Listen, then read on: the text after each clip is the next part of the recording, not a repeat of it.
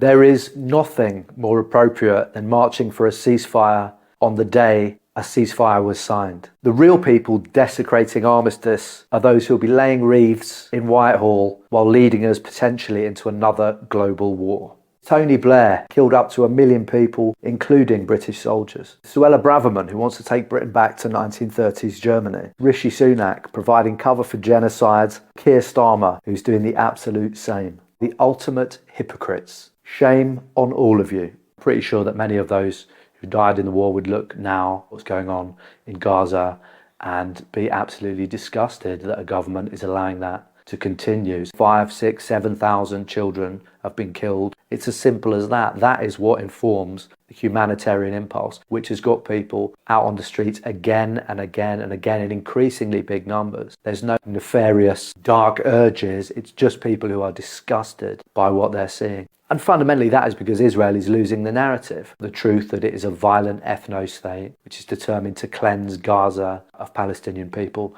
is just increasingly obvious to people. And it's not just a left or right thing. All kinds of people have seen what's happening and will be there at these protests motivated by, again, the same thing, a basic humanitarian impulse. It's not rocket science. It's just a normal, well-balanced sense that children shouldn't be bombed. I understand that will be jarring for people in government, the kind of psychopaths who run the country, but that is what it is. Not out of hate, it's out of concern and out of a humanitarian impulse. They really wanted to ban a Don't Mass Murder Kids march. The police were under pressure from, of all people, the free speech warriors, the biggest snowflakes around. Suella Braverman, I don't know if she's trying to beat Priti Patel for her sheer Tory head girl nastiness, but she's doing quite a good job of it. She has routinely branded pro-Palestine sentiment as hate marches, which is just transparently wrong. But her contempt for all life on earth doesn't just extend to Palestinians. Only recently this week she's been trying to ban homeless people sleeping in tents. There is a massive disengage here between the ruling class in this country and just your normal people on the street. And it often is when there's a crisis, but I think the crisis of Gaza has really brought that to the fore even more. And fundamentally, what it tells us is that they have no answers. Neither the Tories nor Labour have any answers to the real crises. The Tories in particular are trying to turn this into a culture war. And the reason they do that is because they haven't got any bloody arguments. And so they try and reduce it down to an argument about identity, what's British, what's not. This protest will be full of all kinds of people. There will be veterans, there will be black people, there will be white people, old and young, Jewish, Muslim, but because they don't want to see children get blown up. It's not hard, lads. One of the fallbacks, the common fallbacks, which looks increasingly stupid, is that these protests are a place where Jewish people are not welcome. And anybody who is either intellectually honest or has been to one knows that Jewish people have always been at the forefront of resistance to these wars. The idea that all Jewish people define themselves by an allegiance to Israel is itself anti-Semitic. This woman's family died in the Nazi Holocaust. Obviously, the public, under common law, have the right to peaceful protest, but that could incite hate towards a specific community. That is not hate. That is the hate to protect the Israeli extermination of Gaza. And you know what is hate? Is to assume that Jews supporting it. That is hate. That is anti-Semitic for you to even imply that Jews support this Holocaust which is happening as we speak in Gaza. That's the truth. At the moment it is 1:51 in the afternoon and I reckon you No, shame on you. Where is the Free Speech Union or whatever it's bloody called? Where is Nigel Farage, the ultimate free speech warrior? Free speech is being suppressed in the most astonishing way. Absent.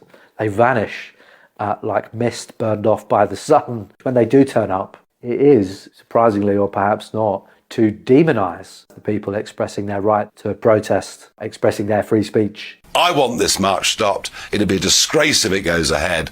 But I worry that the people that run my country now are so gutless that they may fail to act. Funny how they become almost overnight authoritarians when it's something they don't agree with. All year round, the rest of the time, they of course position themselves as fervent defenders of the right to say whatever you want, no matter how offensive it may be. It's disturbing how particular slogans, for example, from the river to the sea, but there's a suggestion, I think, that that slogan is a call to reverse the situation. So there is maybe a Jewish ghetto and the Gazans are oppressing them. And it's amazing to me how that slogan has become somehow more of an affront, just a slogan, than the literal bombing of children and of hospitals and of schools in Gaza. A slogan is more offensive to some people than the actual practical day-to-day bombing of an open-air prison 25 miles long with 1 million children in it, thousands of whom have already died. It's bizarre to me. Those two things can even be compared, and yet they are.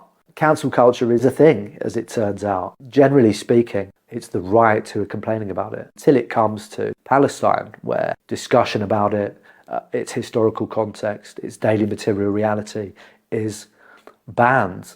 Particularly true also when it comes to its advocates. How many people have we seen shouted down, ejected from political parties, banned from platforms, censored and attacked in the press for expressing support for the struggle of Palestinian people, locked as they are into Gaza, surrounded by walls, and a Western-backed modern military? It's the ultimate cancellation, that of the Palestinian people. And I think anyone who's remotely fair-minded can see that. As we are approaching remembrance, and we'll be remembering British soldiers killed in the line of duty, we should include in that the 700 British soldiers killed in Palestine. Remember that Israel was born out of terrorism, that people committed terrorist acts. Zionists were actively fighting an insurgency which killed more British soldiers than died in Afghanistan. And I hope that when we remember all the other British soldiers and servicemen who've died, we should remember them. The King David Hotel itself. It was in the wing on the right of the picture that the terrorists placed their explosive.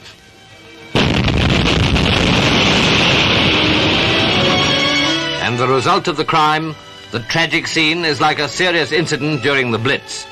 The hotel housed the British Army headquarters and the Palestine government offices, and casualties were very heavy.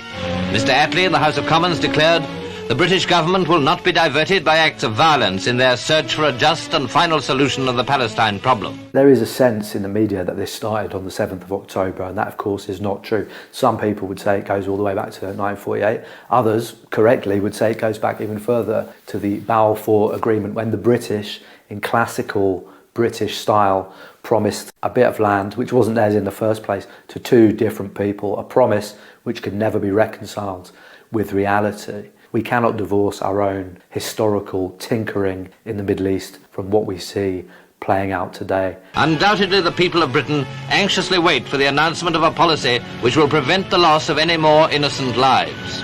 A lot of the discussion this week against the March in Solidarity with Palestine has talked about how disrespectful it would be and how it would desecrate the memory of our troops, and there might be a risk that the cenotaph is vandalised. But what has gone completely unmentioned is the presence in Gaza of Commonwealth war graves. You can go onto the Commonwealth War Graves website and it lists among the problems of running it the threat of missiles and the electricity being cut off. And so our own ally, who we seem to support without question completely to the hilt, is currently bombing the area of a Commonwealth war grave in Gaza with weapons, many of which are made in Britain and in America. These Commonwealth war graves, which we are all told are sacred, must never be desecrated, are tended by Palestinians, maintaining the war graves, in that case of British Indian troops, colonial troops, who fell in Gaza over 100 years ago. I think that's significant because it goes unmentioned again. The way you honour the dead, to my mind, is that you try and keep their numbers to an absolute minimum. These people who claim to be deeply invested in the memory of our troops are perfectly happy to cynically instrumentalise our own war dead to ensure that Israel can keep massacring civilians in the open-air prison that is Gaza. The way people are talking at the moment, it almost seems that a protest is somehow un-British, that it's somehow an affront to Britishness to march about things. But of course, that's absolutely not true. It's absolutely a British thing. You can say many things about the tradition of protest in Britain, but one of the things you can say is that it's very, very old. And it's older than quite a lot of things. It's older, for example, a lot older than the State of Israel, which was only founded in 1948. It goes back to the suffragettes, it goes back through the Chartists, it goes back to the English Civil War, and so on and so on. It has always been the case. So the idea that people should not protest is, first of all, deeply authoritarian, but it's also not remotely in keeping with any notion of a British character. A lot of people died during the war to assert freedom. I think it must be allowed to go ahead. It's nowhere near the cenotaph. It's in the afternoon, it's our thing. And most of those people, 90% of those people, are not there to make trouble. They're there to express a deeply held view. Normal people are marching on Armistice Day in this country for peace, in support of a ceasefire. The US, which loves to frame itself as some kind of peacekeeper and an arbiter of international affairs, has responded by sending a nuclear submarine into the Mediterranean, alongside its various other massive deployments, permanent and temporary, around the region. If what you do is a test of your commitment to peace, logically one must have to be on the side of the people who are out protesting in the streets. There is definitely an aspect of virtue signalling. There is a desperation, and it's embarrassing for senior politicians to associate themselves with the military at all times in an attempt to get some kind of reflected glory from it. And that is the case all year round, but never more so than when the poppies come out. And it's frankly embarrassing. As a veteran, veterans throughout Britain can see this. We're not stupid. We know the kind of rogues gallery of former prime ministers who will be shouldering in to be on camera at the official wreath-laying ceremony. People who are desperate to be associated, desperate to have a photo taken with our boys, and yet are absolutely committed to war and militarism. And we should all be very frank about their actual commitment to peace, their actual commitment to respecting the war dead. To quote Harry Patch, the last First World War soldier who actually fought in the trenches for the British, war is organised murder. War is a calculated and a condoned slaughter of human beings. War has no use to anyone. It would be better to have given that Kaiser and his government a rifle each and say the other side, put him in a field, let him fight. It wasn't worth it. And he went further than that. He said remembrance was nothing more than show business. And it is his words that I always try and recall every time remembrance comes around. And remembrance is for a moment of serious reflection, not glorification of war, which is what it's become, but a moment for reflection on the victims, of the casualties of all wars. But it's particularly important now when the world is so fraught, and particularly with one eye on history. And it's not catastrophist to say that any small thing could set off the war into a wider conflagration, and things are extremely fraught in that region. We are deeply involved in this, and it's not over the top to suggest that this could spill into something much wider. We have to think about this in the context of Ukraine. We have to think about the precipice we are on there. Nuclear powers are involved. China and Russia have an interest in the region. This is a very dangerous situation, and we need to be very, very cautious. And for that reason, there is nothing more appropriate than an anti-war march in solidarity with the people in Palestine who are currently being attacked. There's nothing more appropriate than having that on Armistice Day, a day which takes its name from a truce, from a ceasefire, from a cessation of hostilities. It's absolutely right that people march, and it is the worst disrespect of all. The real disrespect and the real desecration is the people trying to weaponize remembrance to stop that. It's war season again, and the media, as always, will toe the line. It's during times of war that we should question more than ever the narratives that the mainstream media pump out. It's never been more important that we support independent media. So if you can, support Double Down News on Patreon.